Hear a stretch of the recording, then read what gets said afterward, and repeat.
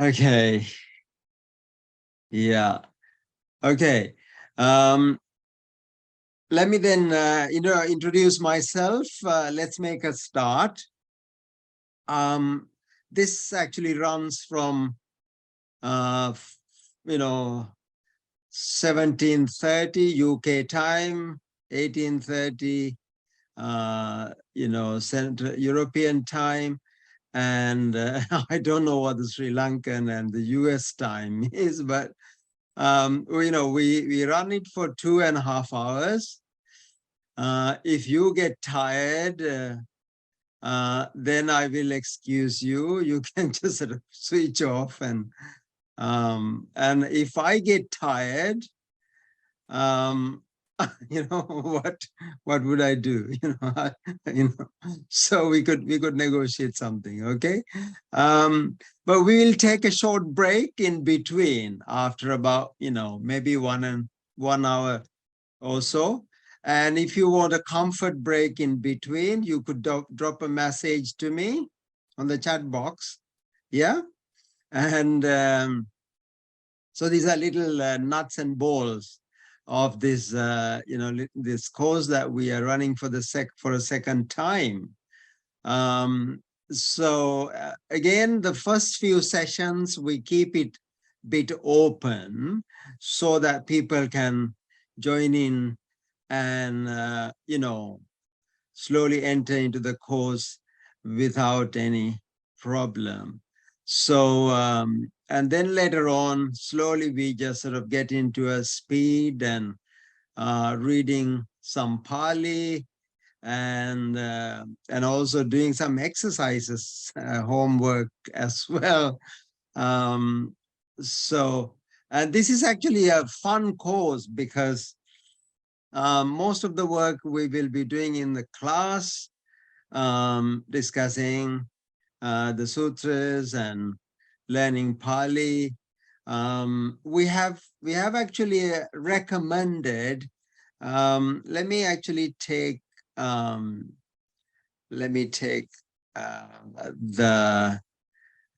course details so that we will know what this course is about. Can you all see the screen okay? Yes? Oh, good.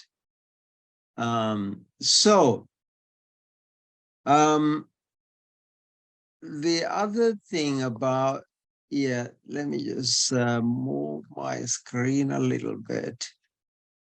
It's just sort of on my beamer. Okay.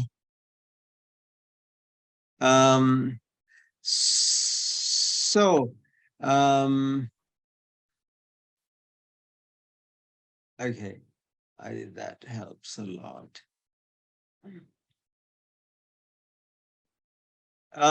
So as you, I think you all are, familiar with the course content and what it involves, registration.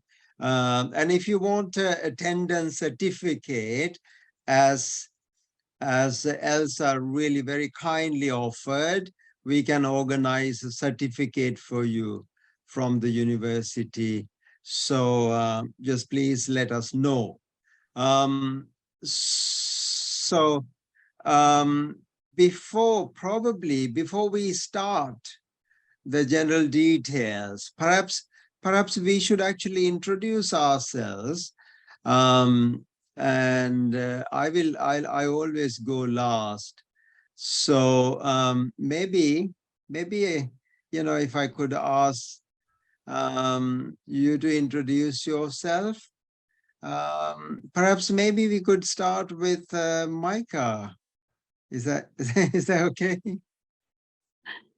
Yes, that's fine. I'm Micah. I just finished a master's theology spiritual care. So and I started with the Buddhist spiritual care track. And because I have a little bit of a different schedule, I had time to do this course, and I'm really looking forward to it. Okay. And my background is in Zen Buddhism, so I have almost no knowledge of Pali and basic stuff. Oh, that's great. That's great. Actually, we had a few Zen practitioners in the last course as well. They're always lovely to have them. Yeah. Only thing I don't like about Zen is the Zen stick.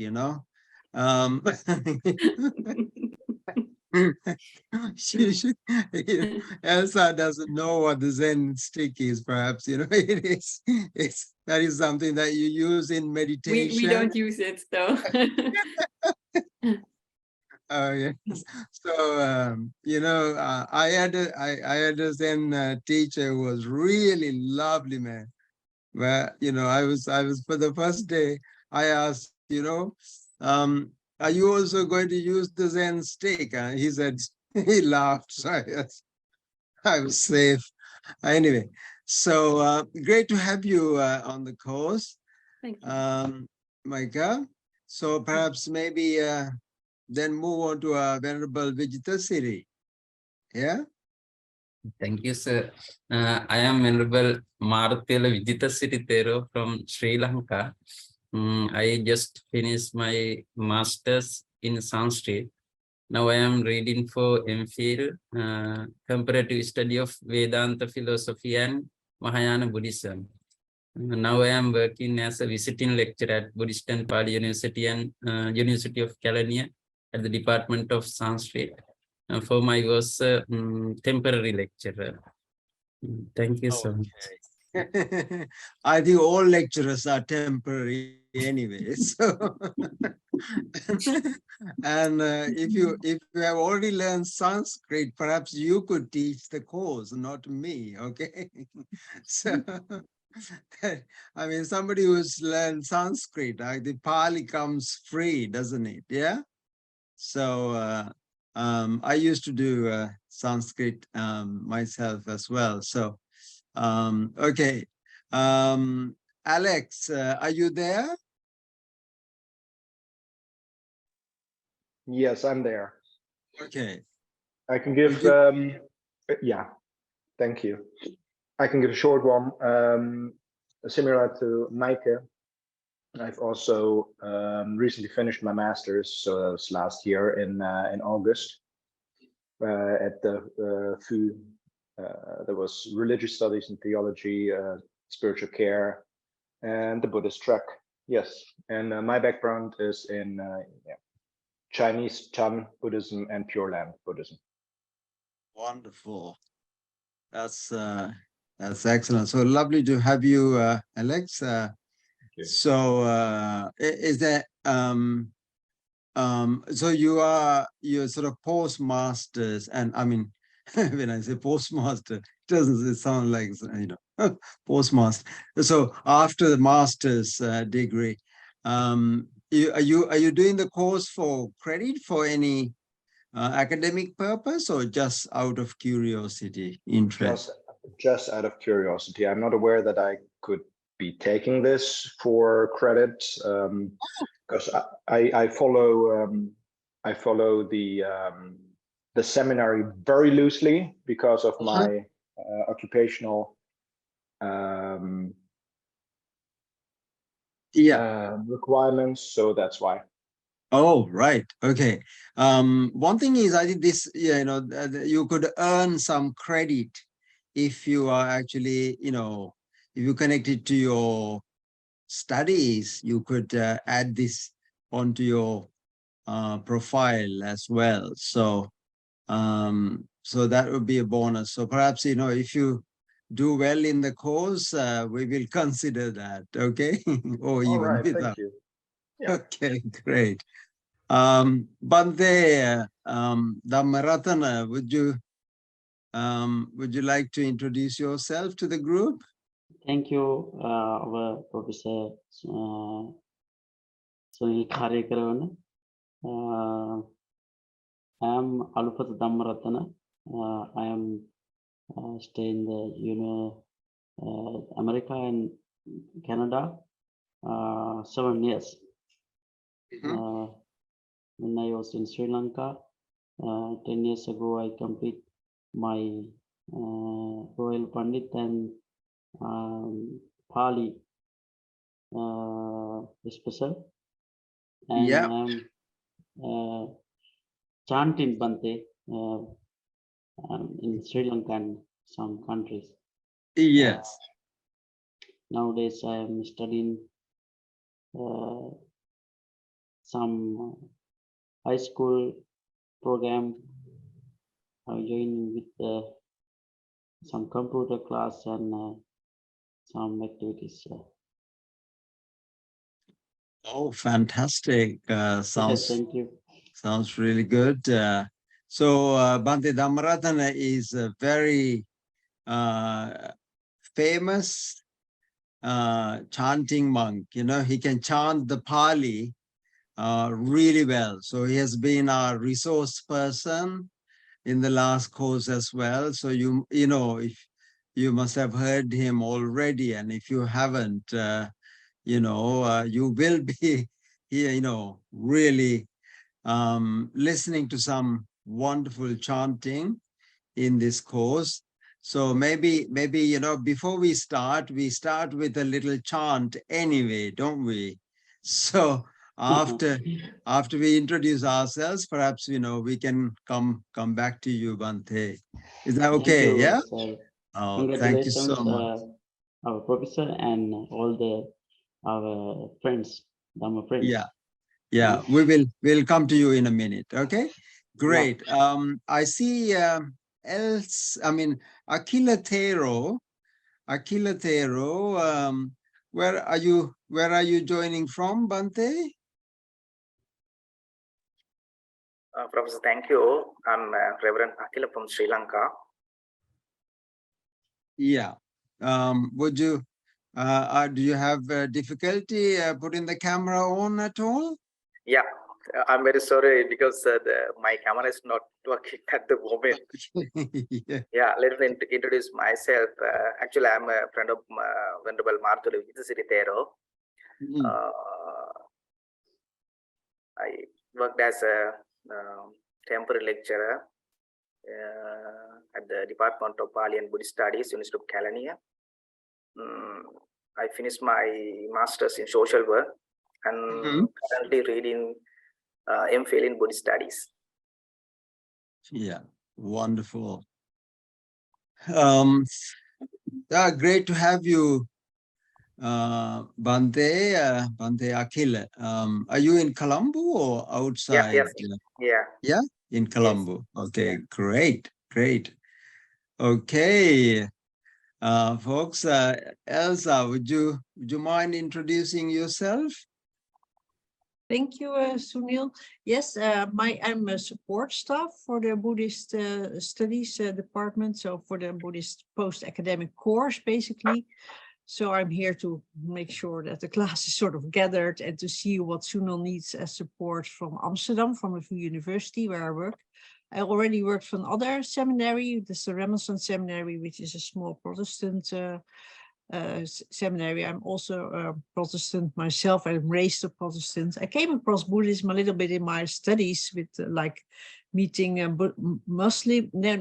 Buddhist and Christian women courses and like that. But my experience is rather theoretical. So I know a bit about Buddhism, but I do not have Buddhist practice or something. But it's nice to meet Buddhist people, I can say, in the university and my colleagues. And well, that's nice. And I did a PhD on multiple use of church buildings in Utrecht University. So I'm active academically, but I'm here as support staff for this course. Yes. Thank you so much, Elsa, and thanks all, you know, for all your help and support in the course.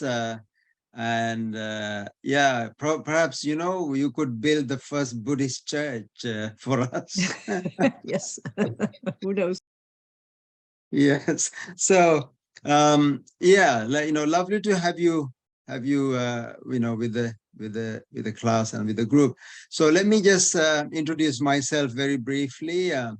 I have been actually I was born and brought up in Sri Lanka. I was a Buddhist monastic for about, 18 years. And then I came to Canada and the US. I did my master's in the University of Ottawa in Canada, PhD at Cornell in New York, upper state New York. So I have done the triathlon, all three: bicycling, running, and swimming.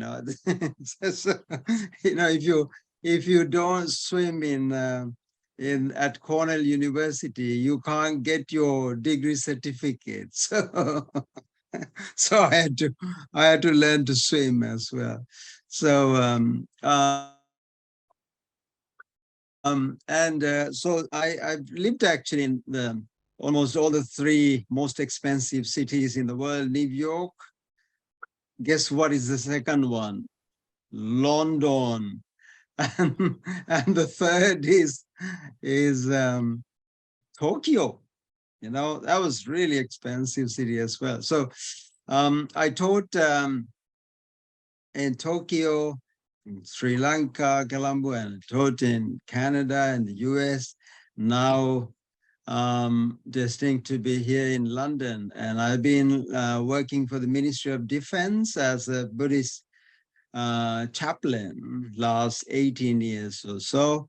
And we have actually nearly about 6,000 serving Buddhists in the British Armed Forces. So they are under my care for the spiritual support. So just imagine how busy I would be throughout the day, and night, so people connect with me even in the middle of the night from different parts of the world. So, and I have also studied Sanskrit, Pali, linguistics, and that's where my language teaching comes to being. So I've taught Sanskrit, Pali, and also linguistics in different universities, and the Buddhist studies. Now I did teach Buddhist ethics at Cardiff University, St. Michael's College.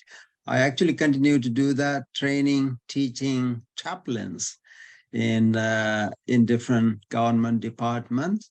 So so last year, and I think it's 2 years now, I've been with Amsterdam University, Free University of Amsterdam, as a lecturer, teaching summer school, teaching Pali course, and teaching, anything. I love teaching because it's the only way to learn, that's really, my teacher said, your learning starts where you start teaching. That was really very true. So that's why I really very much like teaching. It makes you investigate. I like this word, investigation of Dharma, which is, the Pali word is Dhamma Vichaya. Dhamma Vichaya. Vichaya means investigate, explore. And this is actually the second limb of enlightenment. When you are on the path to enlightenment, you know that you have the first step is Shraddha, faith, trust, confidence on the path. And the second one is when you know the path is right, and then you develop curiosity to learn, investigate, explore. So not explode, explore. So this exploration of Dharma really can happen in different ways, and learning through the text, like textual language, like Pali, Sanskrit. In the Buddhist case, it could be Chinese or Japanese or Tibetan. And Pali is especially so because the early Buddhist text that you find behind me, this is not, I'm really showing off, but I'm just trying to see there are 18,000 sutras. So you would imagine, like, by the end of this course, you will have access to 18,000 sutras. Now, I'm not trying to scare you away, okay? So, it's a really a great opportunity, very rare opportunity to learn and enter the words of the Buddha. So I started actually, teaching Pali when I was at Cornell, and then we compile a text. This is called a new course in reading Pali.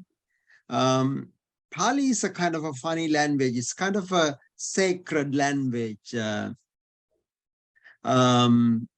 So it does not have a script of its own. It has a well-developed grammar, but it doesn't have a script of its own. So how do you write Pali then? You write it in your own language. Now, when Pali goes to Thailand, they write it in Thai.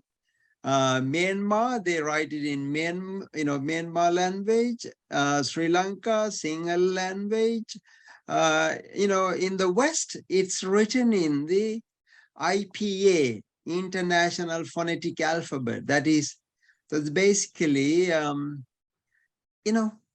Roman script. Yeah. So that's the really unique thing about Pali. So Pali is a word coined to encompass several different languages at the time of the Buddha. 2,600 years ago. Whatever the language the Buddha spoke in, it's called Prakrit. Different versions of Pali. So, but then later on, when they started actually memorizing it, that was the medium of Buddhism.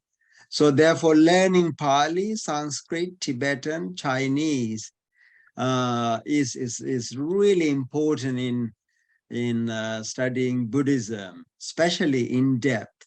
Yeah.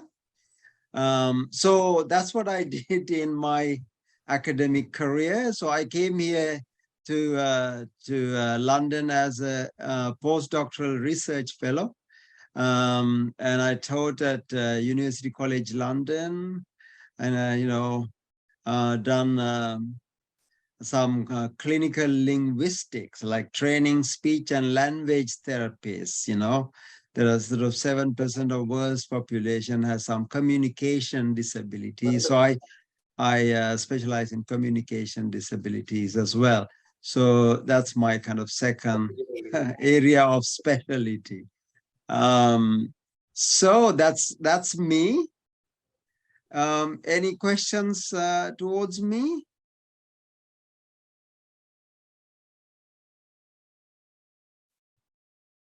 No. Okay, very good.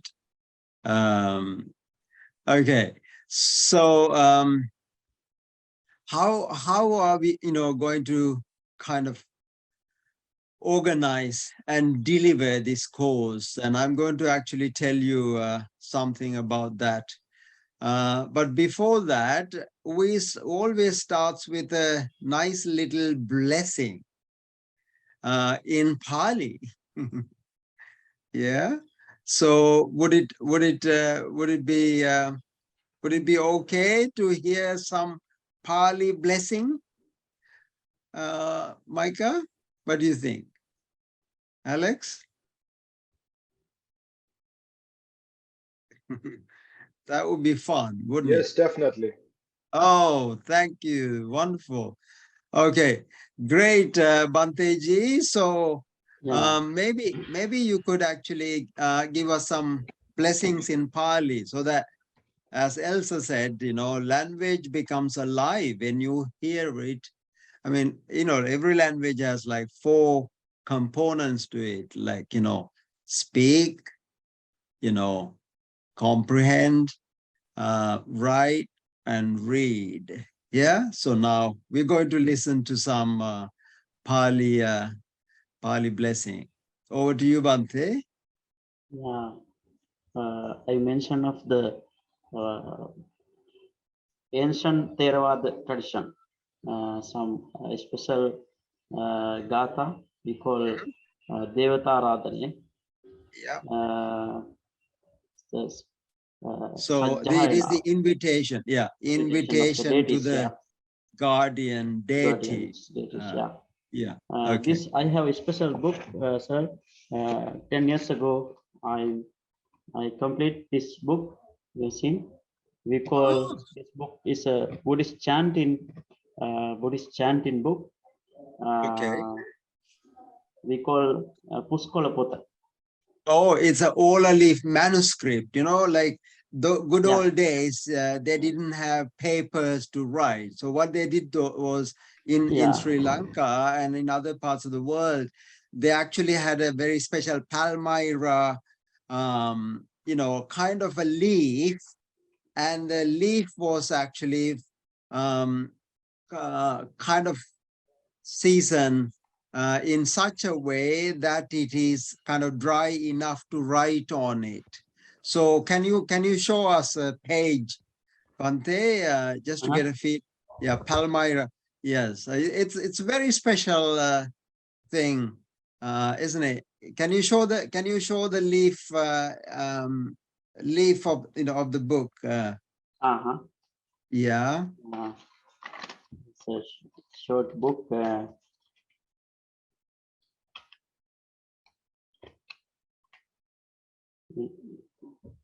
You see me?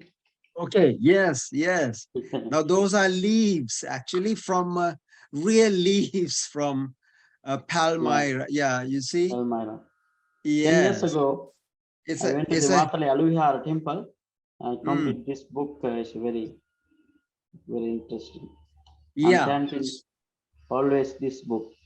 Yes. In the morning and the evening special blessing time. Yeah.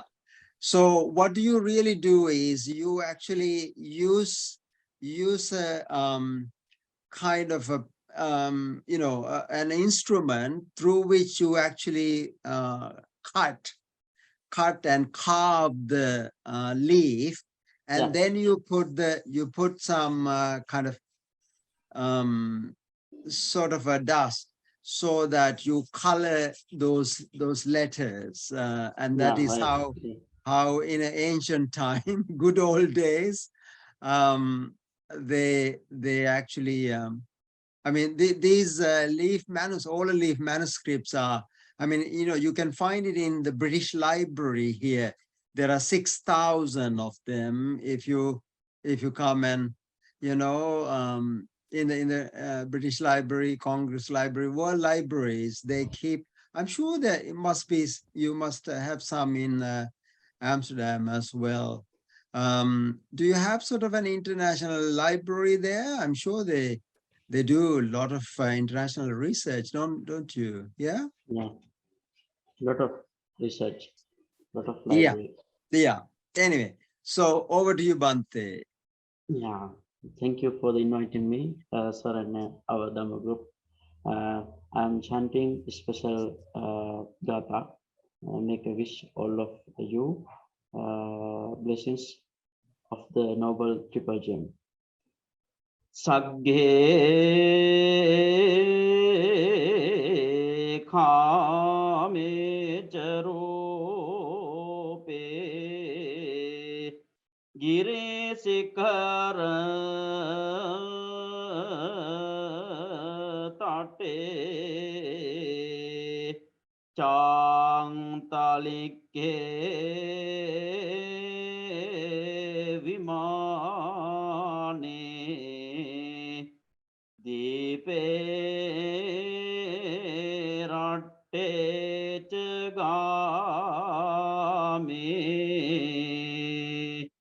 ta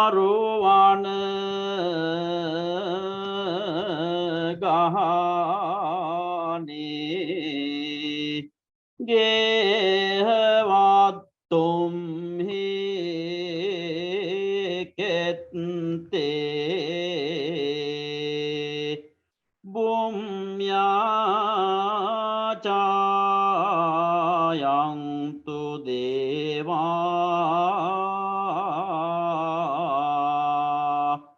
Jala tala visame Yakgang naga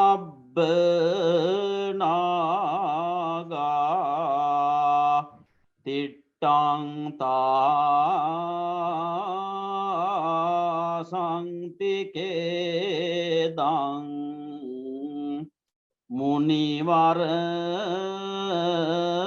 vachanang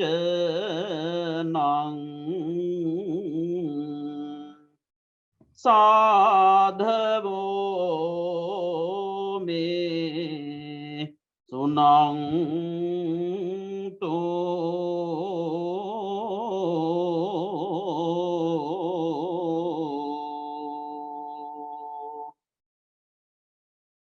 It's a Devatara. Wow. After that, Kalagochane. Yeah. Dhammasavana kalo ayang badanta Dhammasavana kalo ayang badanta Parit Dhammasavana kalo ayang badanta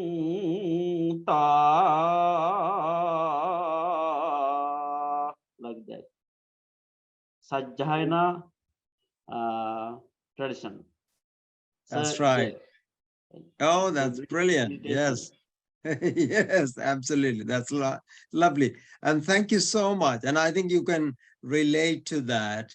Kind of every, spiritual tradition, religious tradition has some sort of recitation, hymns, chanting.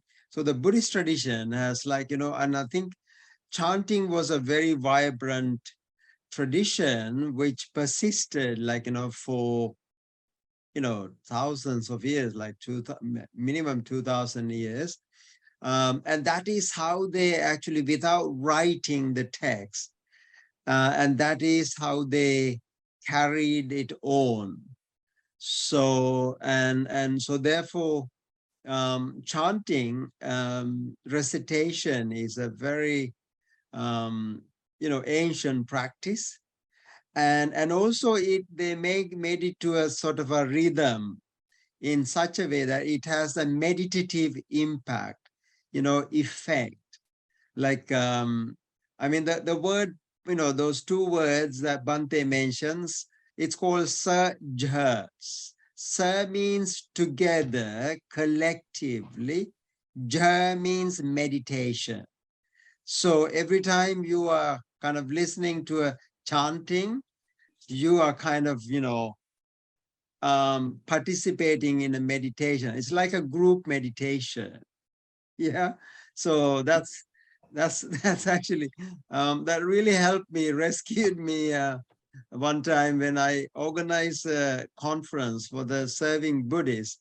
I know there were many different traditions of Buddhists, and one colonel, Buddhist colonel, came to me and said, I'm a Buddhist, and I hear you are the Buddhist chaplain. I said, yes.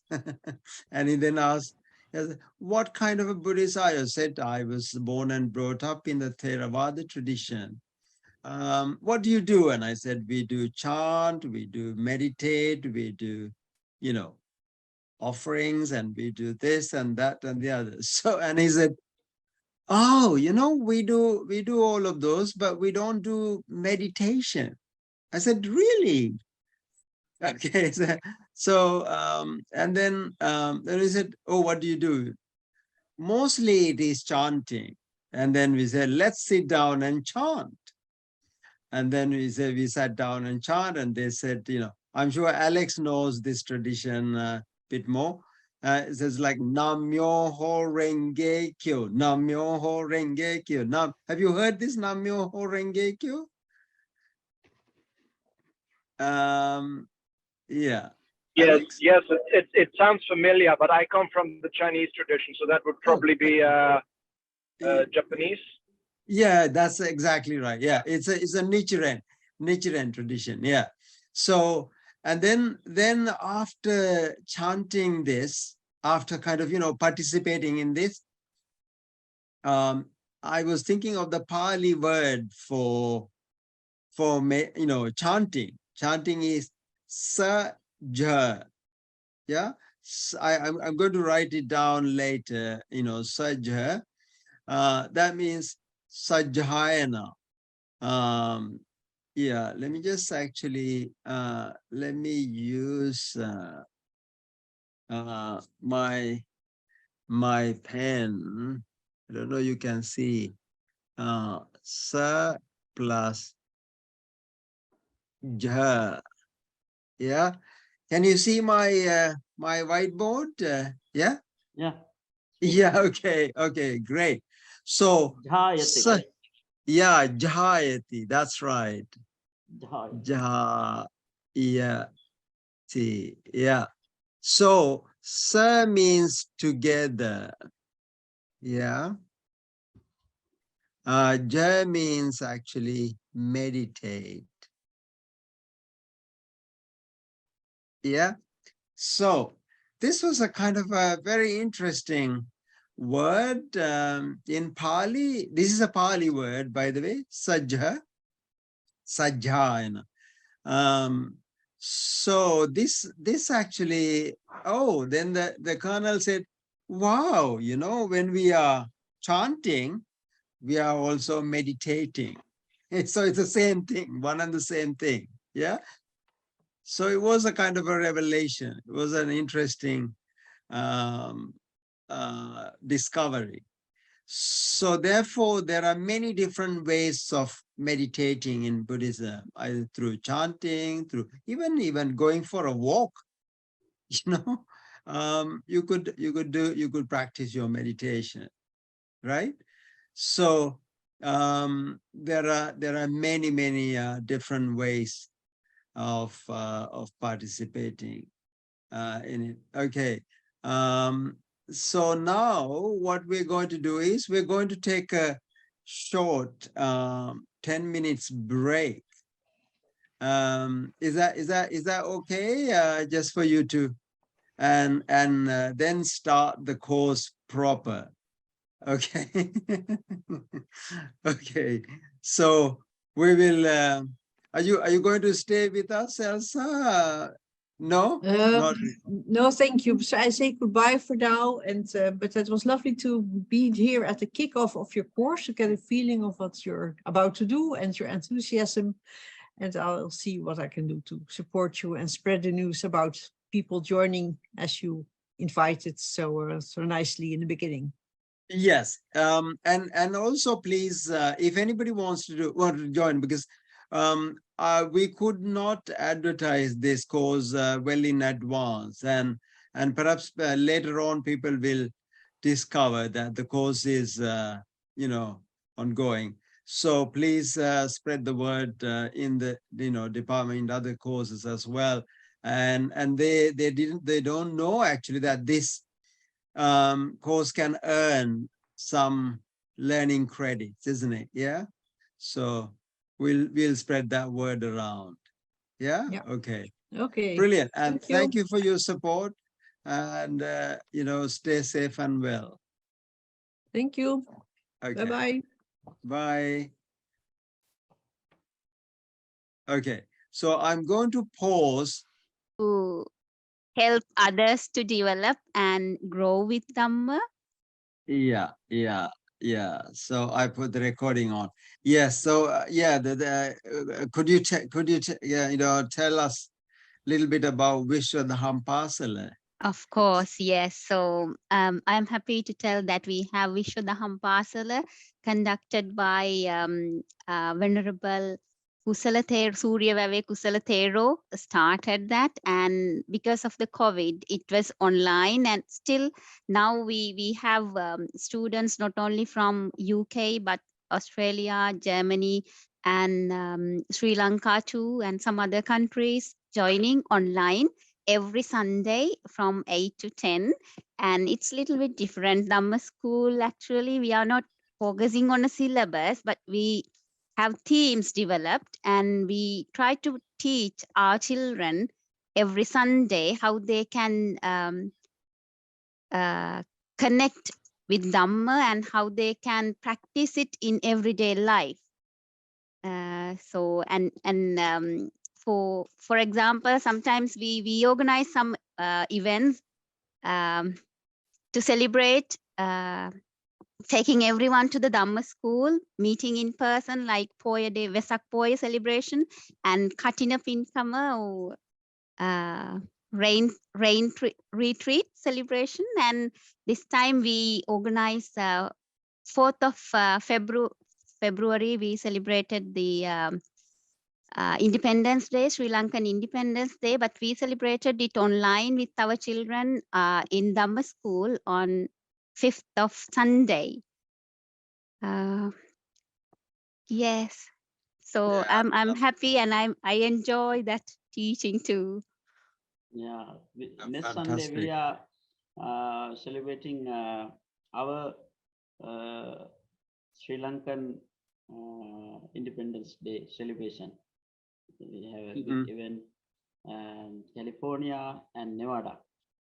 Yeah. American Sri Lanka Association and our Dhamma groups. Yeah. We arrange some we call, what is the some book. Yeah. Magazine. Yeah. Oh, magazine. Okay, great. Yeah, that's really Yes. nice. And I Yeah. forgot to tell something. Sorry, Dr. Sunil, may I? Okay, sure. Yeah, I forgot please. to tell something because Dr. Sunil is volunteer to teach Sinhala for our students, because we started recently, 29th last week ago, last Sunday, we started teaching students Sinhala.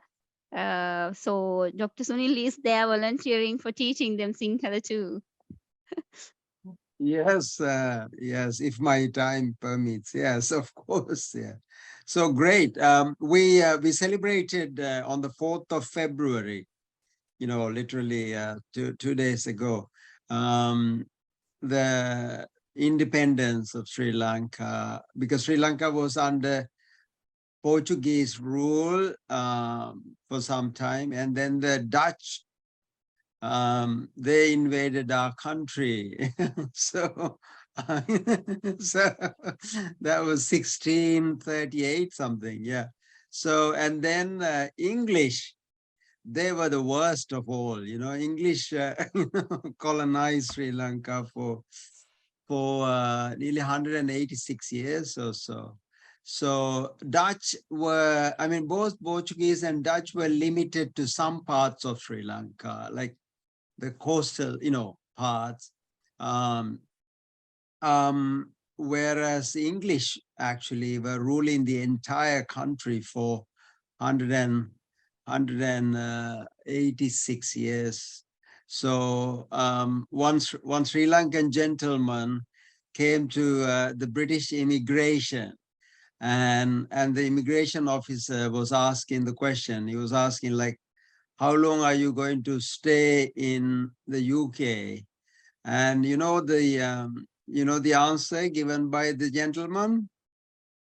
He said, I'm not going to stay as long as you stayed in my in my country. So he said, not 186 years. Yeah. So yeah. So anyway, I think Alex got dropped out. So let's see if he rejoins or not. Okay. So that's a little bit of it about independence. So we just started discussing about Pali. I'm going to actually share this little note with you. Before that, just in case you drop out or something happens, I have set up a WhatsApp group. It is called VU Pali Dhammavicaya 23. So if you you know, if you want to communicate, you know, with the group or with me, or you know, outside of email, so please feel free to join. I will put my number here in the chat box so that you could actually join, because in case we go out of communication. Yeah, this is a, you know, WhatsApp group. It was really helpful. It was helpful last year because you know, when people will be like doing some short presentations or discussions, and if they want to kind of come and talk to me before the class or after, you know, it is to facilitate communication. Yeah, so that's the WhatsApp group. So it is called again, the chat is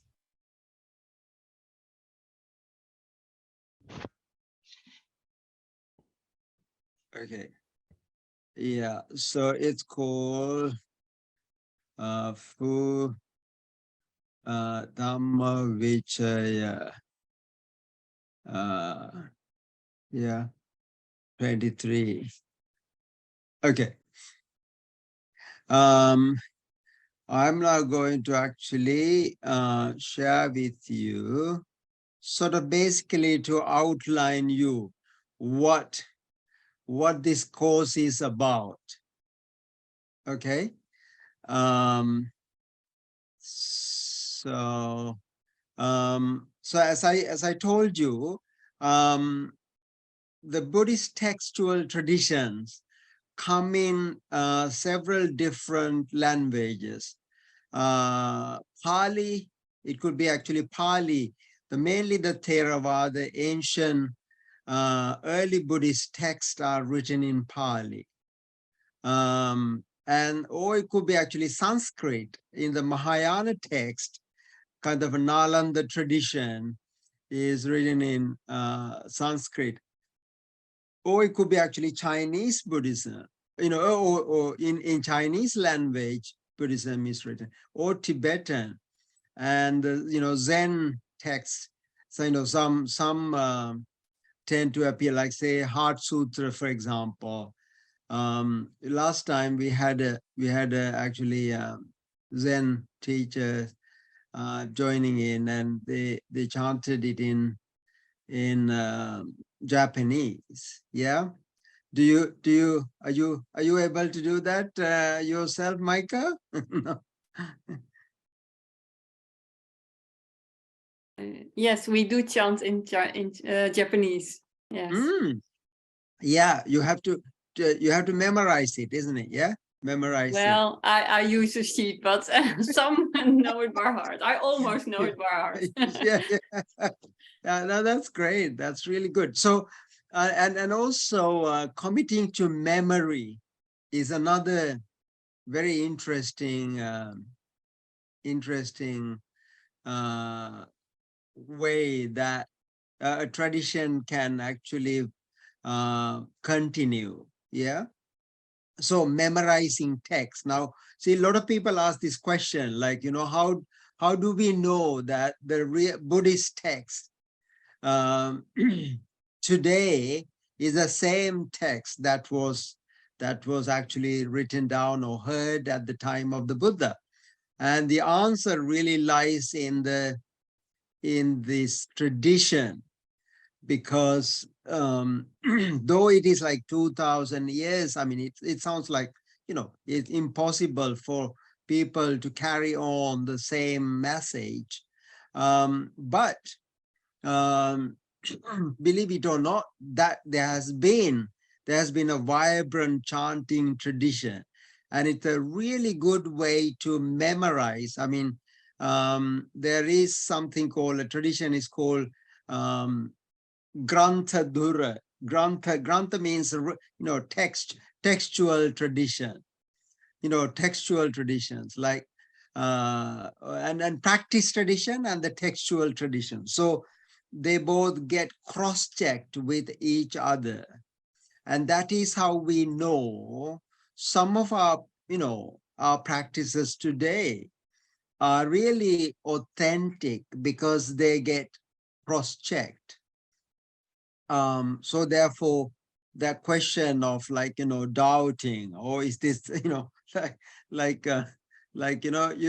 there's a really humorous story in the I think it was in the Zen tradition. I'm sure you may have known, humorous. Only one very old Zen master one day just rediscovered something in the like written down text. Have you heard this story at all? No? Okay, this is I don't know whether this is real or is just making fun. But what happened was, one master was in the basement copying things from copies and copies and copies, right? So and then he was really comparing the ancient old copies with the new copies, right? And then he was actually banging his head, like, going on, banging his head, and then came upstairs, and the novice Zen monk, asked, why you are so upset, banging on your head? And he said something really funny. He said, oh, this, the word celebrate, celibate is not the word. The real word is celebrate. This is a joke. So don't take it seriously, yeah? So anyhow, so sometimes the text can really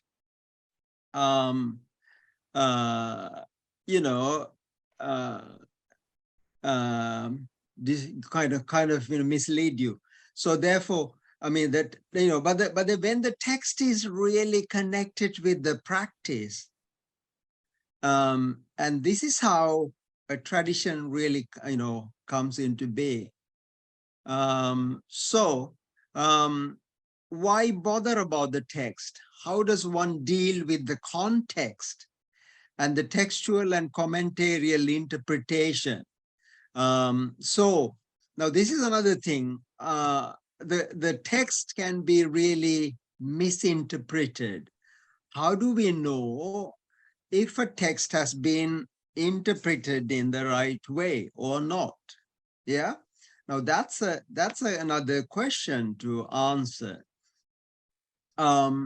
So therefore, you have to really learn the context proper, and this is where the Pali or the textual tradition comes to our rescue. It gives us a better understanding of what the context is. The context is where the text was really uttered or produced, or etc., etc.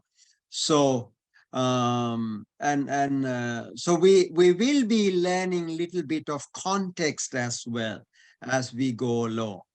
Okay, and So this is in the Buddhist tradition, both text and the context really do matter. So spiritual caregiving or spiritual tradition has to be interpreted in both textually and contextually for us to get a better understanding of the meaning or the message, so to speak. Right? Okay. So this is our study plan. Our study plan is kind of understand if there any additional meaning that we can really kind of bring out by reading a text, or whether there is interpretation of some of the text is kind of under, it is like going over or under, so underrepresented or overrepresented. Yeah, issues that need to be considered in translating, sort of a translation errors. So now we will be actually exclusively looking into this. So so therefore we try to kind of, we're not really teaching a Pali language per se, because language could be learned from a linguistic point of view. You are proficient in handling the language, or it could really, you can learn the language to help your reading, understanding the message. Okay, so therefore, I mean, if you want to learn Pali just for grammar, I recommend you. So now there are many texts. You can actually go to Pali. I mean, I have put a whole set of links at the end. Let me show you some. Now these are some links. Okay. So there's something called Pali Primer by Professor Lili de Silva, and then there is Pali is taught at Oxford and in America and in different actually monastic settings. But the problem with that is they don't necessarily help you understand the meaning in the context. So therefore, we are not simply, I mean, focusing too much on the linguistics, like, what's the subject, what's a noun, what's a verb, what's, this and that. But we're trying to pull out the meaning. Understand the meaning is more important than the grammar. Do you follow my, do you follow what I'm trying to say? Yes? Okay, good. So in I'll give you a few examples of, I mean, basically, if you want a text, this is the text I really recommend, a new course in reading Pali. This is Gare, it was published actually by a professor at Cornell in the US. He both of them have passed away now. Karunatilaka, both of them are really my teachers, and I used to teach this course with them. So therefore, there's some sort of connection. I know exactly where. So this is a kind of a linguistically organized text, which is to help not to learn Pali per se, Pali for Pali, but Pali for reading the Dhamma. Yeah. So which is a different proposition altogether. So I'm going to actually tell you a little bit more about that in a minute. Anyway, before I do that, any questions so far? Let me just yeah, anything that I just say, please feel free to interrupt me anytime. Put your hand up. You know, I could sort of take anything short of physical attacks, you know, like there won't be any attacks on the Zoom. So therefore, please ask difficult questions because I like them. Anything anything you would like to ask at this point? No? Everything is so crystal clear to you. Fantastic. Okay, so let me just actually pull out my whiteboard here again. Yeah. So we were talking about before we started, Vijay, we were talking about Sajha. This Bhanthe Dhammarathana brought out a very important point. You know, the chanting is called Sajjayan, Sajja. But Sa means together or collectively. Ja, you know, Chan, Zen, Jan, you know, all these are actually these words. Oh, okay. These words actually, you know, Chan, Jan. I'm sure, you know, Bhante Vijitasiri can explain it much better than I do. He's a Sanskrit specialist, yeah. Chan, Jan, Zen, yeah. Now, all of these actually are derived from one root, you know. Now, this is called actually proto, you know, early root, you know, ja, ja, you know, dhyan, you know, dhyan and jhana and chan and zen. These all means actually meditate.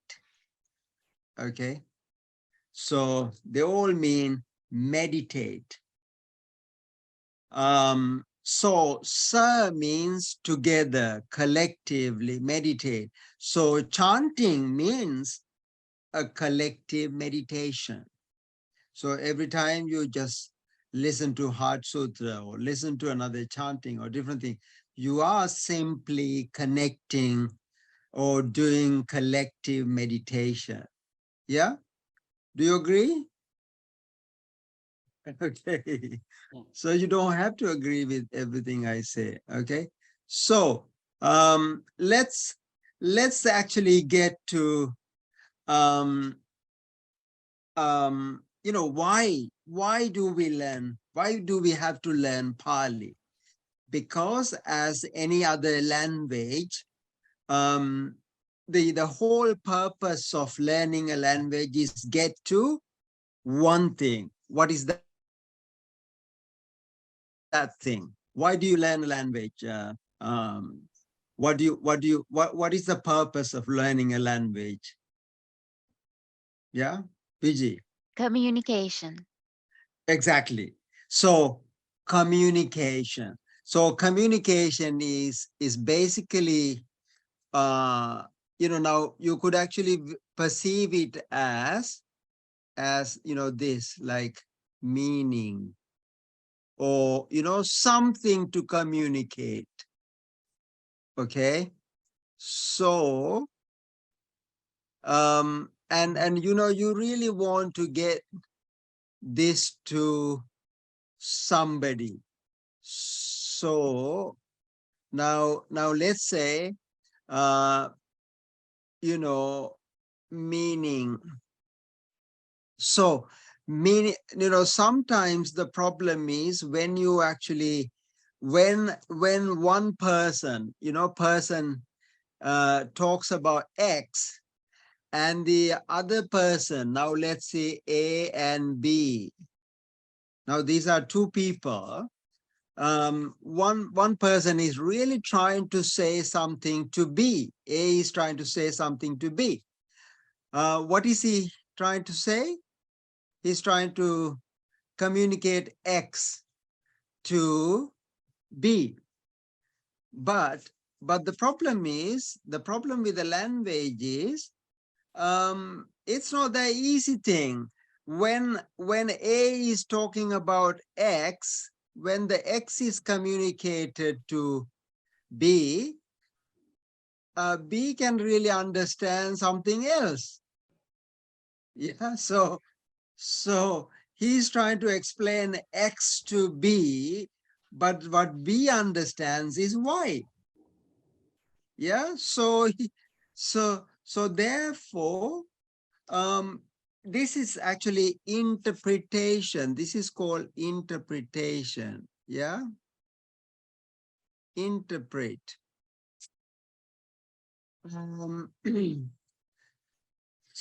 So how do we really know? I mean, let's say, let's put this in the context. Now the Buddha is trying to say something to us. Yeah, so now because B is Buddha, so Buddha is trying to say something to A. Okay, so but unfortunately, it may be a different message from he's trying to talk about Y, but the what we understand is X. Okay, so now you can see, where the communication can really break down. Yeah, and this is why we need to really learn the language. Now let's learning language is another effort to really understand the original meaning. Yeah, I will give you another example of this. The Buddha says something like this. The Buddha says, Rupam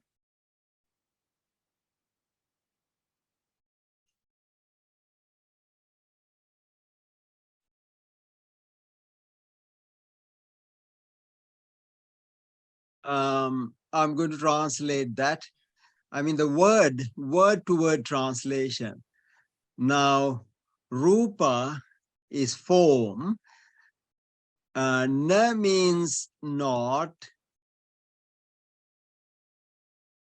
Eta means that. Mama means, mine. Okay, so the Buddha says, form, not that mine. Yeah, this is all what we know. So now how do we translate this into English?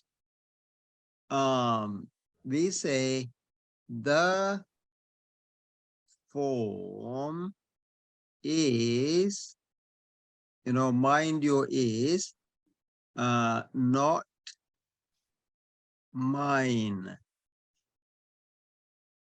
Okay, so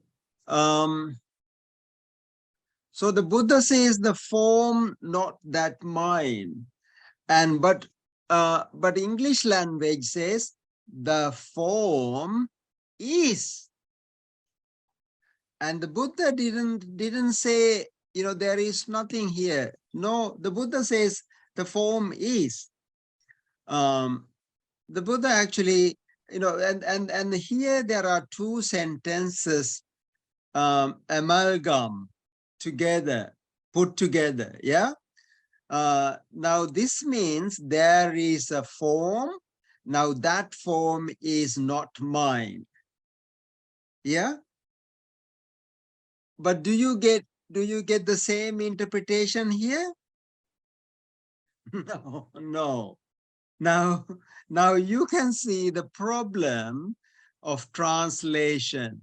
And this is actually a wrong translation. But unfortunately, there is no other way to translate. I mean, is it not the same in Dutch? If you were to translate the sentence, still you want to have copula be is, isn't it? Yeah, you can't translate without that. Okay, so I mean, this is completely opposite. The Buddha really does not convey or deny the existence of existence of a form. So therefore, for you to say that form exists, but that form is not mine, it is just like say, oh, this cup exists, but that cup is not mine. So that means I am here, the cup is there. Yeah. So the existence, and it is called in Pali, it is called sassata. Sassata. Sassata, this is called sassata ditti. It is, in English, it is called, eternalism, isn't it?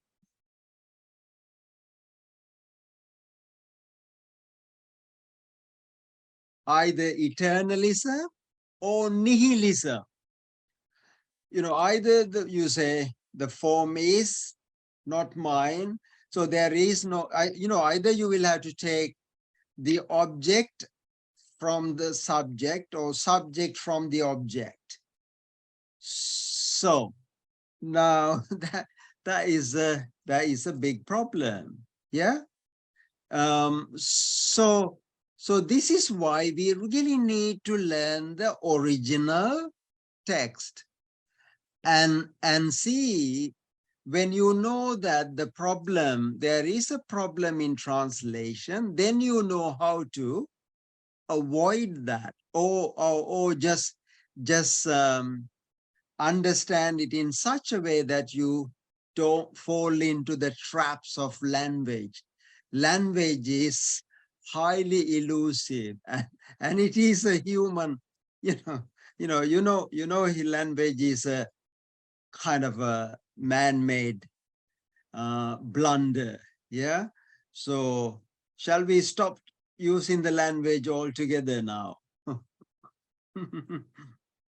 That will be difficult. Yeah. So we won't be able to teach Pali or learn Pali without language. So therefore we can't do that. But then how do you find a solution to the problem then?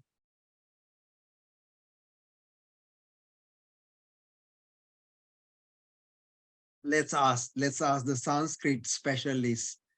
Yeah, so what do you do? We are stuck here.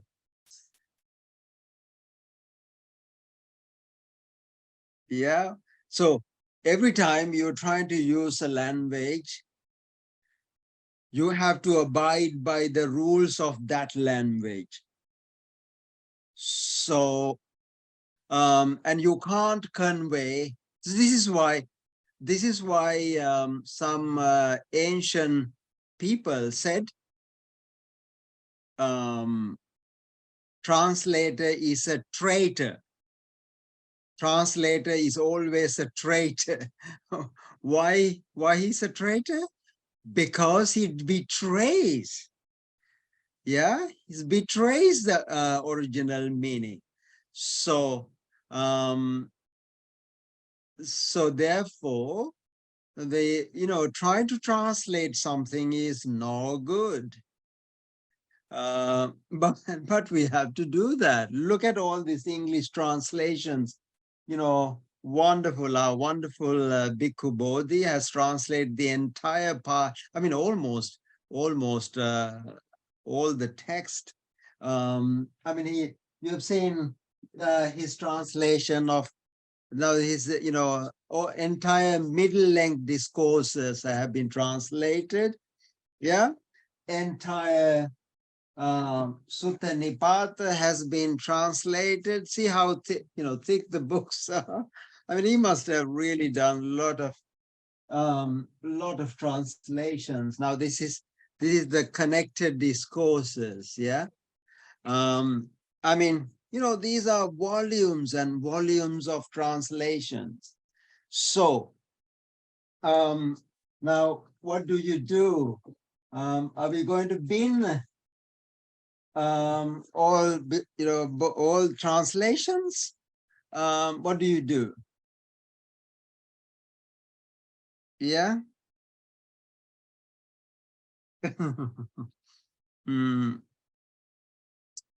But the Buddha has given a real solution. Now that is something. This is the real learning for us. What's your solution? I mean, let's ask yourself, what do you do?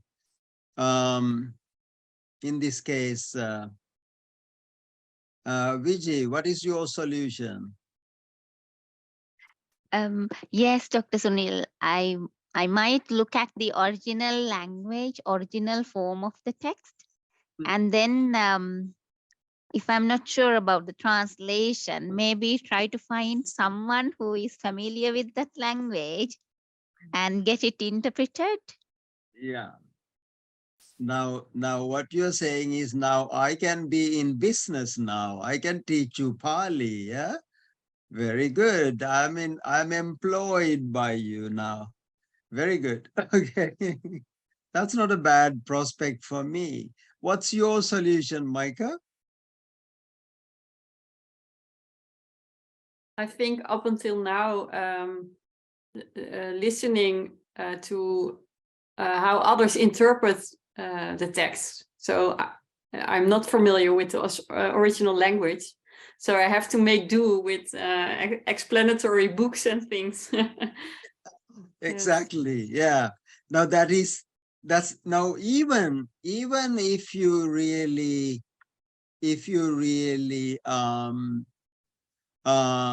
go to the original and the original, usually you understand it through your whatever language you have acquired, isn't it? Yeah.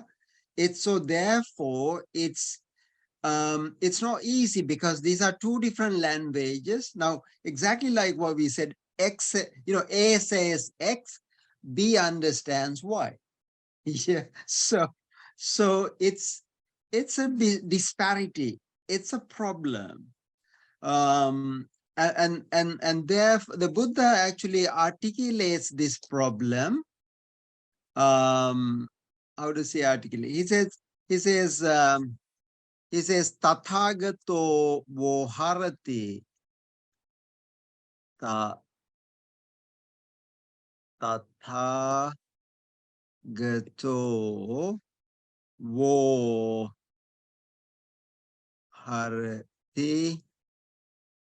aparamasa.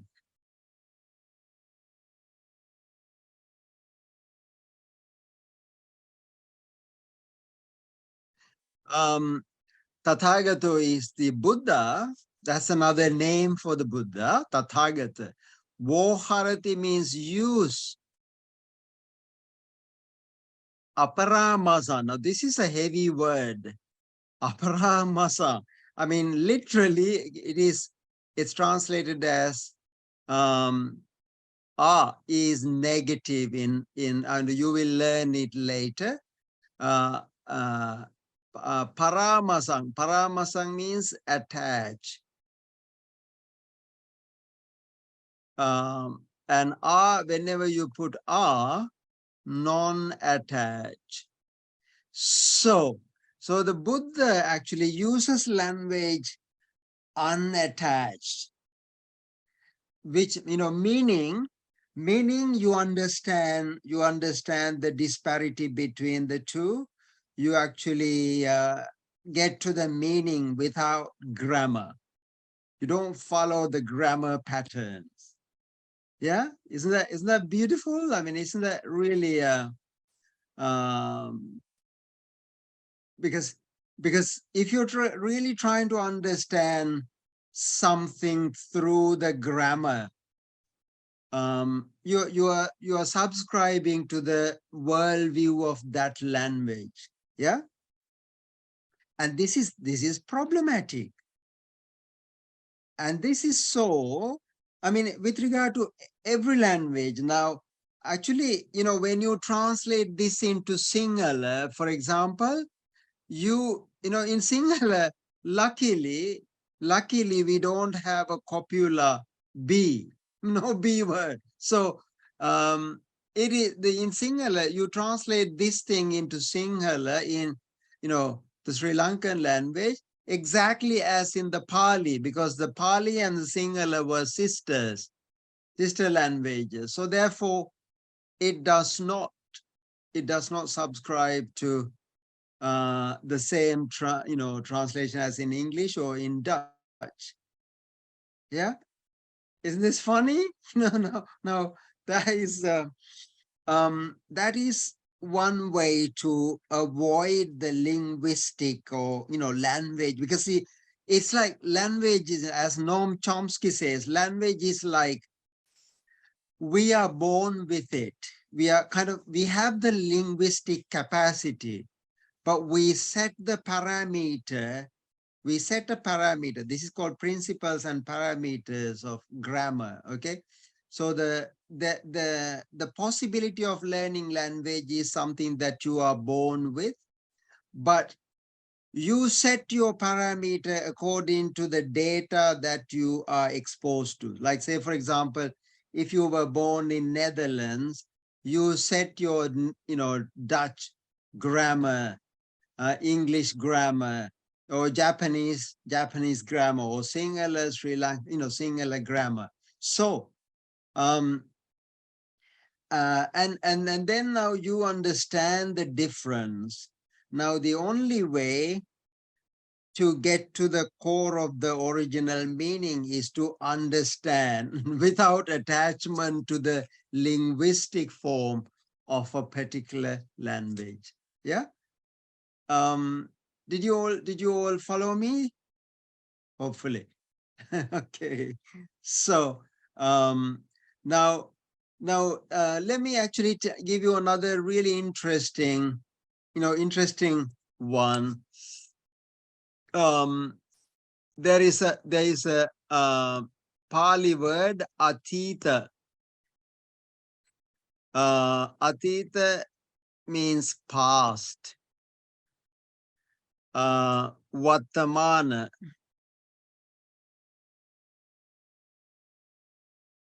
Vartamana is present.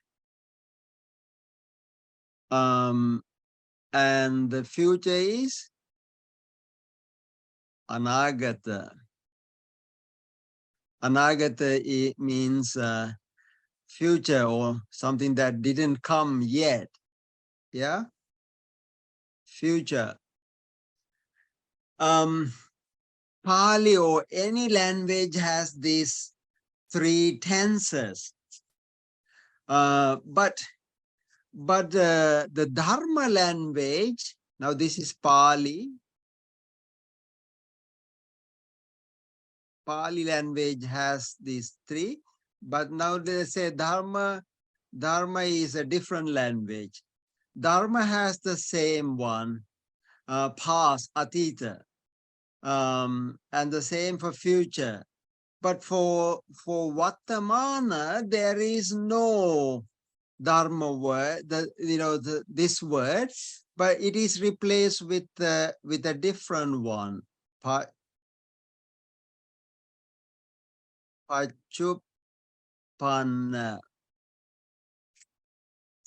I mean, Pachupanna, literally it means a arisen out of causes and conditions. It's a long one. So causes and conditions.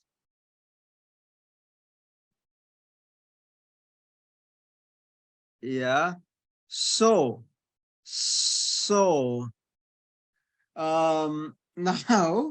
now the isn't it a problem again? You know, even the Pali language through which the Buddha is trying to communicate, he does not use the linguistic form of the present. Why doesn't he do that?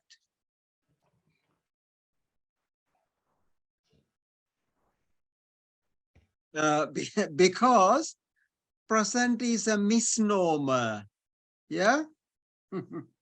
So present, you know, when a present is, if you are accepting the present, you are accepting the past. If you are accepting the present, you are accepting the future. Now think of this, like, am I speaking in the present or past or future now? What am I speaking? You know, because if you really think, every syllable, every word, every sound that I make, even before I make, it's gone to the past, right? And then what I'm going to say is already in future, right? So therefore, now just imagine past and future are just connected. And if that is the case, what happens to the present? Present disappears. Yeah, exactly. If the present disappears, past has to disappear as well. If the past disappears, what happens? You have no future. Okay. Oh my God, that's a terrible statement, isn't it? If I just tell Viji, you don't have a future, what happens? So you will just curse me. Oh, Dr. Sunil, don't say that to me. Yeah. Did you get my point? Now, if you really understand this, and then you understand 10 more other things, and I let you discover that 10. Yeah. So the Buddha says, there are 10 things also disappear. Yeah. Far and near, like and dislike, so many other things like tasmatya bhikkhave rupang atita nagata pachuppanna ajjat internal external ajjat bahid internal external disappears. Dure yandure santikeva, the far and near disappears. And subtle and gross disappears. Entire 11 realms, including the time, space, everything disappears. And you are actually reduced to what?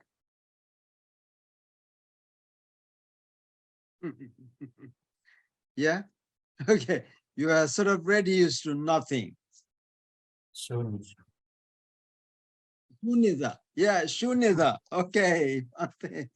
You become shunya. Yeah. So that is, so I think I have taught you my Pali course already. So you can go home and relax. Yeah. Okay. Okay. So and this is actually what? Pachuppanna. The Pachuppanna is not present. Pachuppanna is causally conditioned. You know, causally conditioned means conditioned through ignorance. unaware.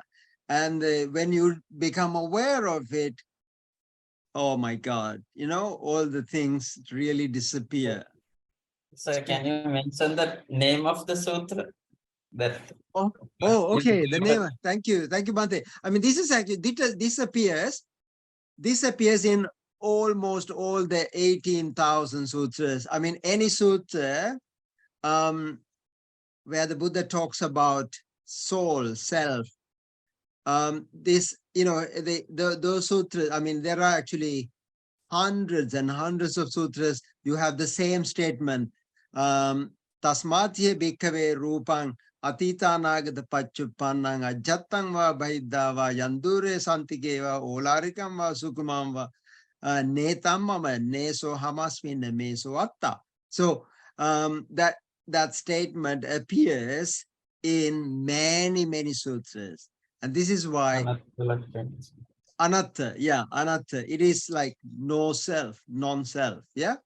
For you to understand that, you have to really understand Pachuppanna. Because otherwise, you know, Pachuppanna is translated as Vartamana by many people. And this is why, like the B word, this is why people misinterpret it. So therefore, oh, they say, oh, I have to bring my mind to the present moment, you know, and the good meditators, like say you the new like the current mindfulness movement, it says pay attention on purpose to the present moment, non-judgmentally. So I asked the guru, you know, present moment is a judgment in itself. How can you have a non-judgmental present moment? Because the present is a judgment, isn't it? It is something that you label. So therefore, there cannot be a non-judgmental present. Yeah. So now you can see where you get into the crack, you know, and the trap.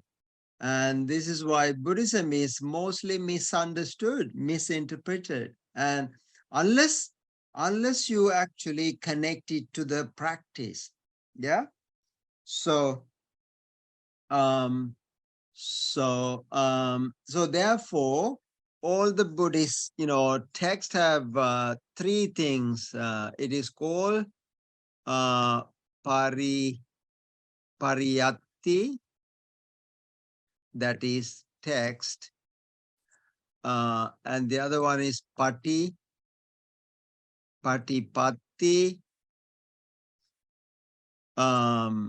practice,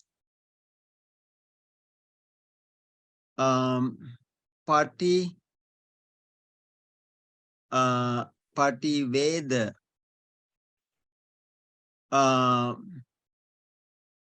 realization. So text is only good enough for you to develop a practice. And if that practice is proper, if you actually have to come to the realization. And this is called actually either, you know, insight, wisdom, yeah, you know, what is called vipassana, you know, vipassana. So if you don't develop a proper practice, you cannot have a proper realization. If you don't have if you don't read the text properly, your likelihood of getting a wrong practice and wrong realization. You see, so therefore these three things have to really go hand in hand. Yeah, text, practice, and realization. So that's why I can't tell you what Buddhism is in language. You know, every time I'm trying to say something, I'm being dishonest. Yeah. Yeah, that's why I teach Pali, not Buddhism. Okay, no, I'm joking. Okay. All right. Any questions so far? We call the Trivida Sasana. Exactly. I mean, Yeah. but Pariyatti So Patipatti Pativeda. that's right. Pativeda. Yeah. Pativeda. Yeah. In Pali, but a little bit of grammar for you. E and A, O are always long and never short, unless it is actually, you know, preceded by double consonant. I'll teach you a little bit of Pali later, okay? But today is about trying to tell you why, you know, I'm trying to justify why we need to learn Pali. Okay, so now one good thing about this course is again, you don't have to really write any notes at all. So because I have already written some notes and I'm going to share those with you, it's in the Google Drive. So if you give me I have your emails with your permission, I could, you know, share that document with you. And that document is called Buddha in the Pali Canon. Buddha in the Pali Canon. Yeah. So, so everything I say here is already, you know, written down in that. So you could actually read notes yourself. Okay. Okay. Any questions so far?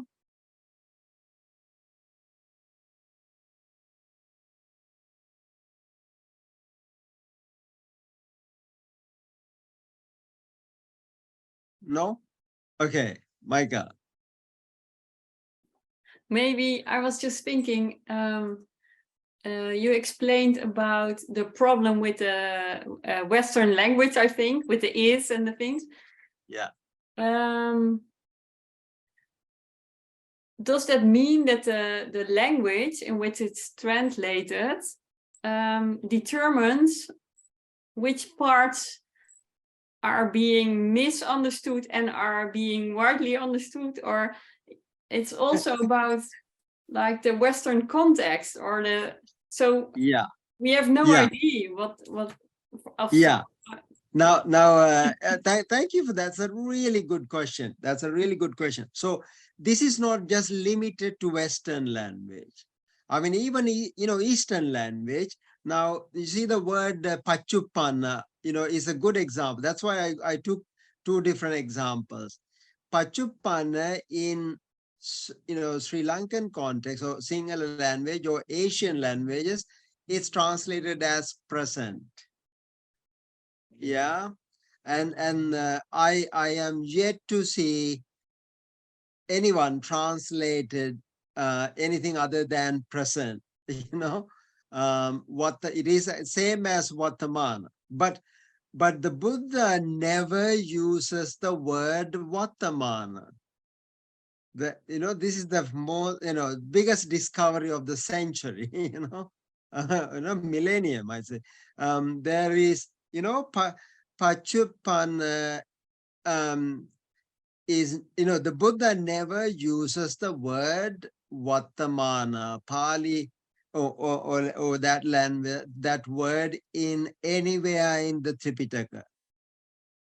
The reason being, he knows what he's talking about, but we don't know, you see. So therefore, it's not just limited to Western language. Even in the Eastern languages, like, people can really misconstrue, misunderstand. So this is why the Buddha says, don't get hung up on language. Just understand or go beyond the linguistic form and get to the meaning and get to the, what I'm really trying to tell you. Yeah. So, this is why most of these translations, I mean, I mean, see, some Rupert Getting has done a lot of translations of the sutras. I mean, a lot of Buddhist scholars, like, have translated, and I think most of these translations, or all of these, I mean, Bhikkhu Bodhi has done marvelous work on translation. I mean, he's a marathon translator, isn't he? Like, he's a translator of the century. But he can't translate this anything other than the English language.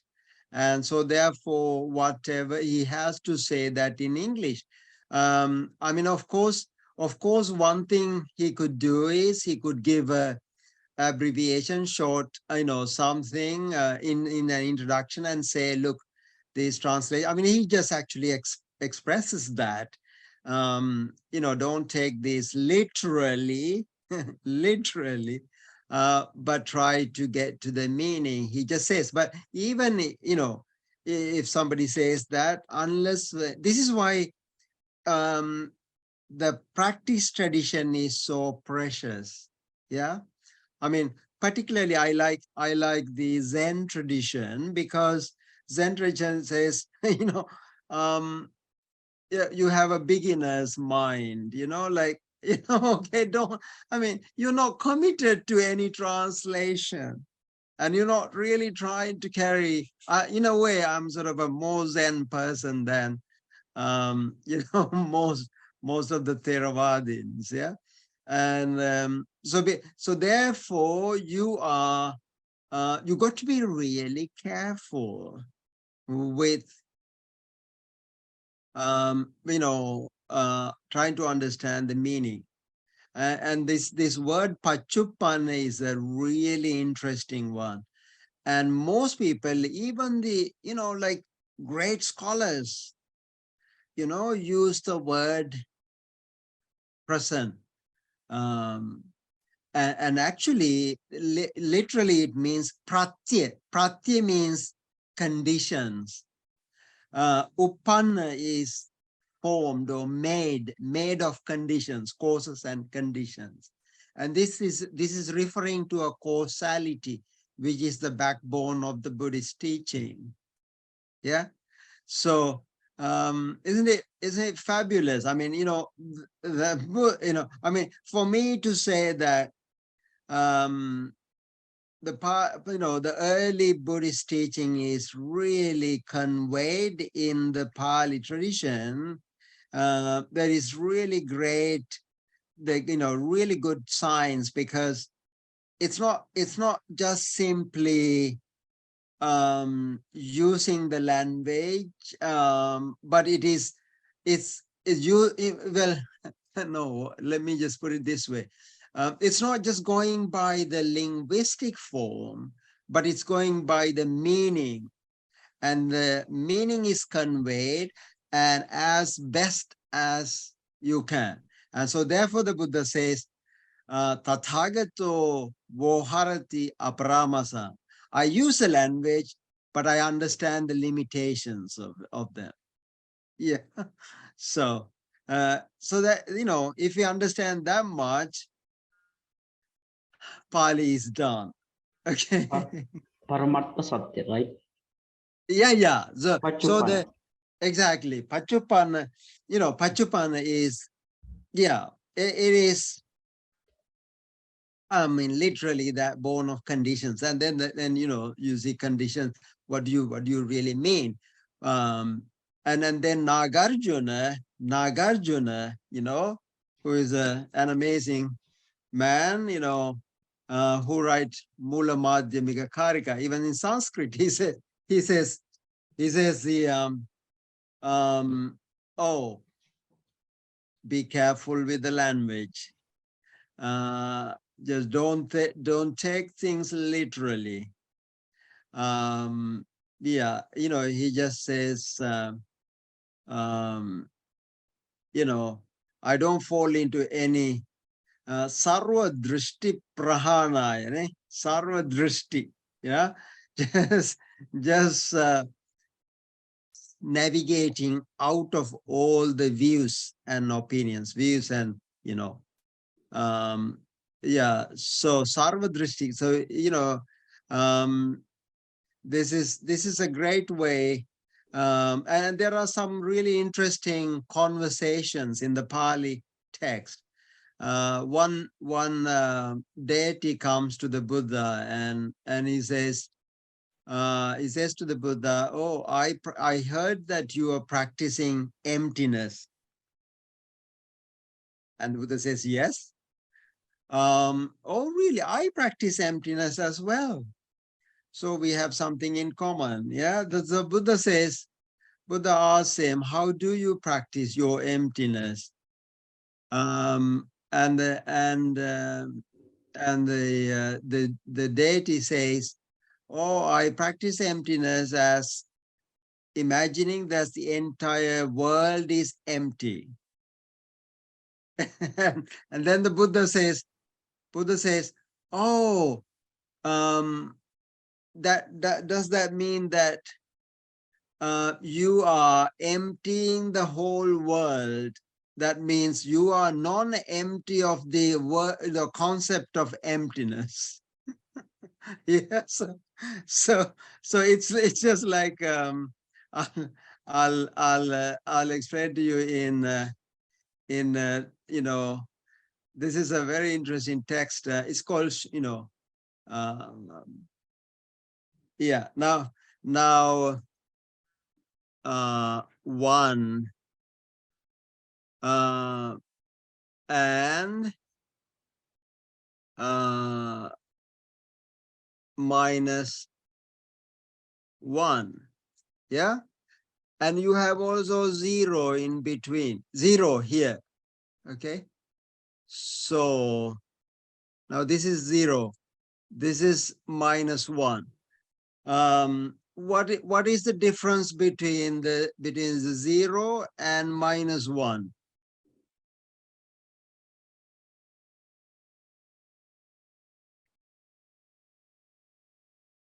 Yeah. You are muted, Micah.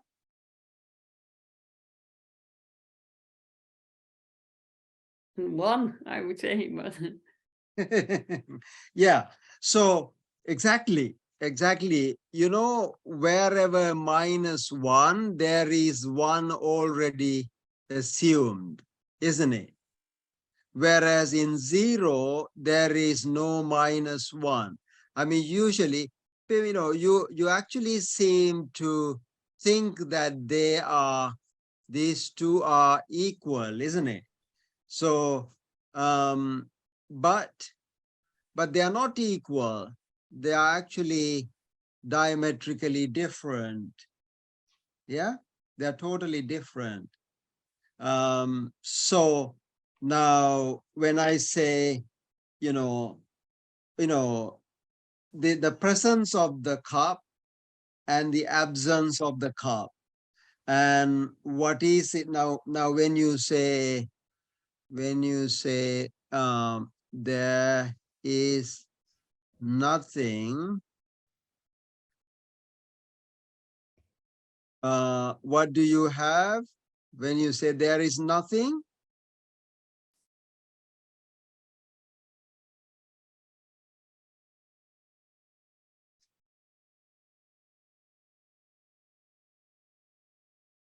Nothing is there.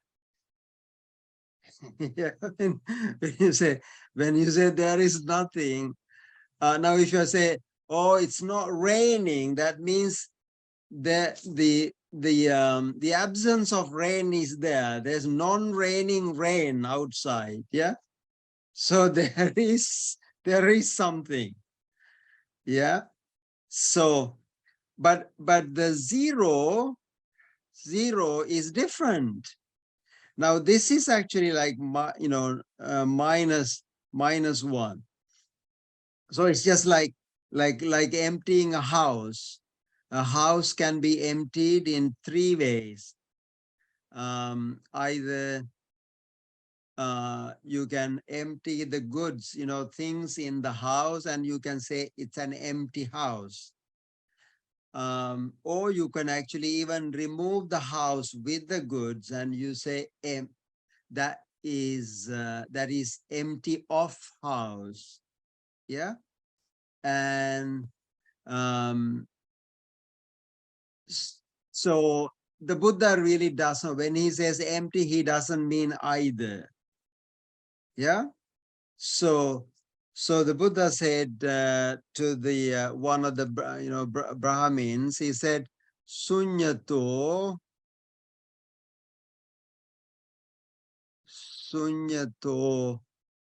lokam avekhasu.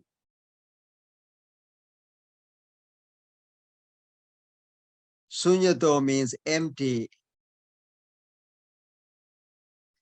world,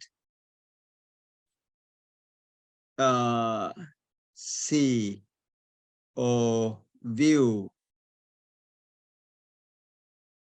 And most of the translations are saying, weave the world as empty. Weave the world as empty. So that means empty and weave that empty world. That means the world is non-empty. Yeah. So, I mean, both of these readings are therefore, I mean, like say, as empty or like empty, or no, all of these are really bad translations, because that's not what the Buddha means. The Buddha means weave the world through emptiness. Yeah, through emptiness. But that doesn't sound, through emptiness. What does that really mean? Yeah. So it's a bit problematic, isn't it? Yeah.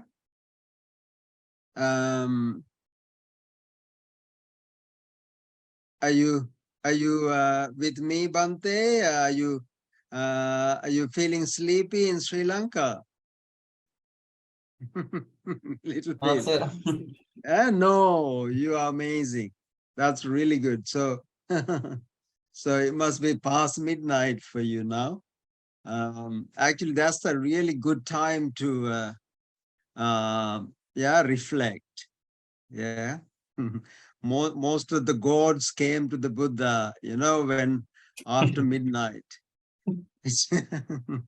So that's why Bhante Dhammarathana was chanting the Devataradhana. He was going to bring the gods. Bhante, can you just chant something else to bring the god into the Pali class, please? Yeah? Some special gatha. Yeah. So we're going to finish the class in another 8 minutes. Oh, really? Okay. Yeah. Is that okay? It's our lunch time. Some is it your lunch? Oh. devotee came to bring a dana. Oh, really? I'm wow. giving, yeah. You are lucky. Yeah. Okay. Okay. So usually we run this class from UK time 5:30, 5:30 to 8 o'clock. And in the European time, it is 5:30 to 9 o'clock. And at the Sri Lankan time, it's about 1 o'clock, isn't it? 1:20. 1:20. Oh my word, I feel bad now for keeping you awake. Yeah. So yeah. Okay, I had fever, that's why I'm not comfortable, but okay. Oh really? Oh, I'm so sorry to hear that. 4 days. Yeah, please, Now, please. now quite Yeah, please feel, feel free to take some rest. Yeah. So now in 10 minutes, I mean in 5-10 minutes we will be done. So, but we also want to join this with some chanting, because the tradition, to bring it alive, and this is why it's so important. Maybe maybe we can also all chant in our own way. Maybe Micah can chant in because chanting is such a lovely thing. I don't know about you. I chant every day. I like chanting or listening to chanting. It's such a great fun. Yeah. So Bhanthe Dhammarathana is an expert on chanting, and he has got really nice voice. I always envy you, Bhanthe. Yeah. Thank you. Thank for you. inviting me. Thank you. I'm chanting right now a special gatha we call Arunavati Sutta. Oh, okay. Yeah. So what's the significance of Arunavati? Arunavati Sutta is Buddha say Arabhata Nigamata Yojata Buddha Sasana. Oh, that's a fantastic one. Yes, that's beautiful. Yeah, that's a really good. Arabhata Nigamata Yojata Buddha Sasana. Dunata Machuno se nang nalagarang kunjaro yo imasming dhamma vinaye appamatto vehesati pahaya jati sangsarang Dukkha santang harisati.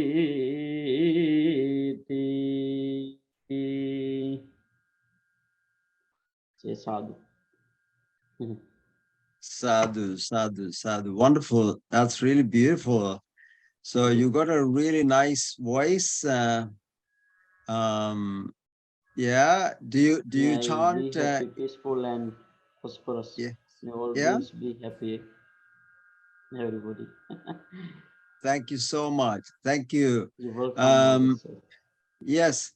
Any questions, folks, about the course or anything else you would like to ask?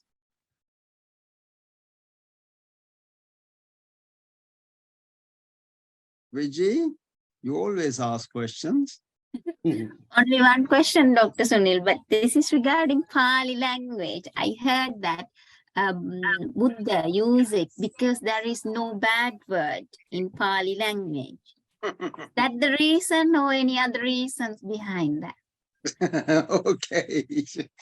Oh, I don't know about the bad words. I mean, bad words, I mean, you can borrow all the bad words, like any language or every language has sort of a function called borrowing. You can borrow. Now, see now, now even the I mean, even the most purest, pure words, purest languages can borrow bad words from outside. Yeah. Now say, I mean, in London, I hear bad words everywhere,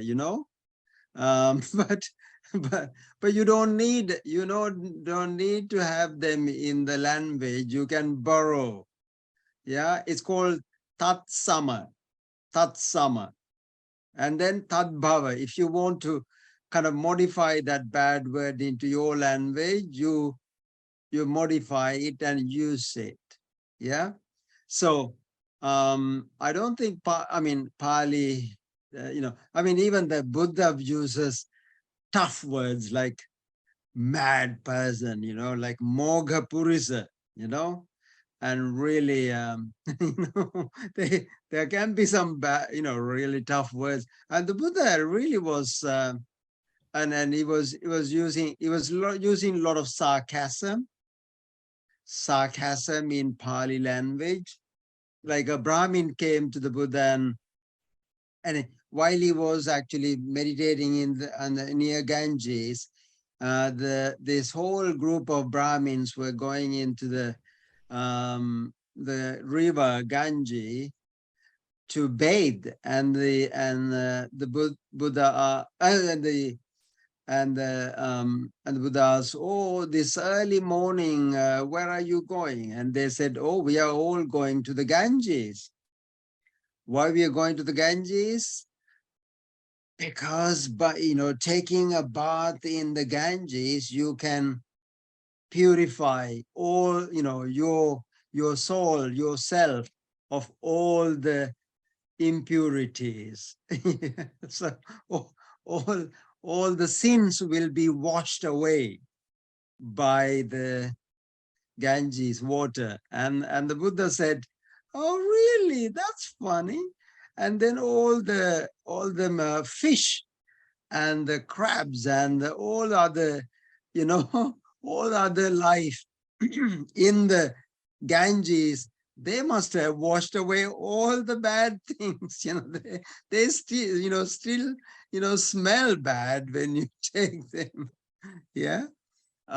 So he used sarcasm. He used tough words. He used there's really beautiful similes in Pali. So I won't say it is that pure, in the purest sense. Does that make sense? Yeah.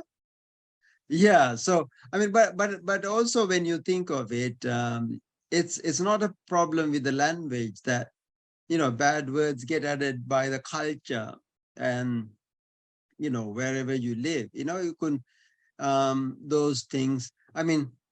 Thanks to a lot of English, we learn a lot of bad words. Only in the Pali language, only 2 words, sir.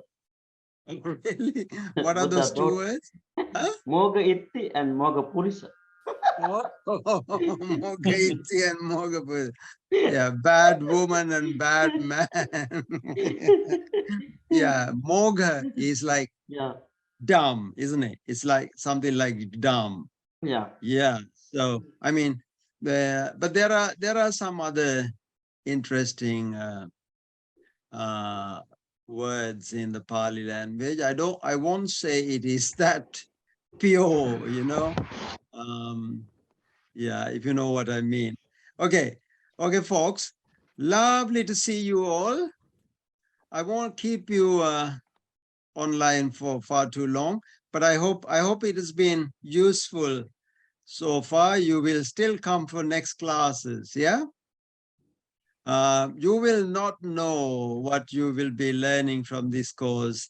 By the end of this course, you will all be enlightened, and I will be issuing the certificate of enlightenment, and there will be a halo behind your head. Okay, so don't miss a class, because if you miss it, it will be you will lose the enlightenment. Okay, so